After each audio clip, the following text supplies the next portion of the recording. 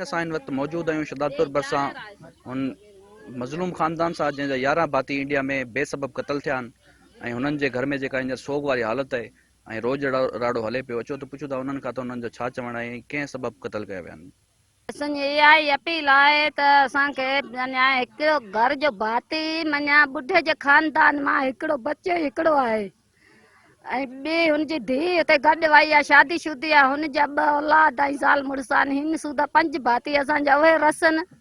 असांजा इहे ॿिया लाश आहिनि सिर्फ़ु असांखे जा रस आहिनि जा असांखे शामिलु कनि। इमरान खे अपील आहे ऐं असांजो खून साबित कराए। भेण ते इल्ज़ाम कूड़ो लॻारायो आहे। भेण बि ऐं पंहिंजे भाइरनि खे जान माना माउ पीउ खे कोन ईअं लॻाईंदी सुइयूं या कुझु कंदी।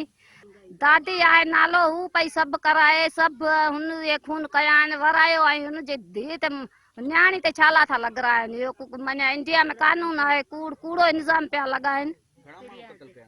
11 माण्हू कया आहिनि क़तल, थोरा बि कोन आहिनि, जंहिंमें निढड़ा मासूम बि आहिनि ऐं 2 जॾा आहिनि माण्हू। असांखे हिते खपनि।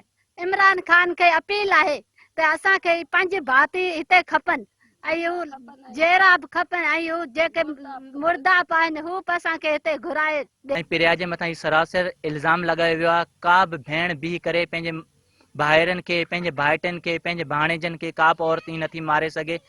कैमरामैन अली नवाज़ सिरेवाल सां गॾु असद ॾहरी, सिंध टीवी न्यूज़ शहदादपुर।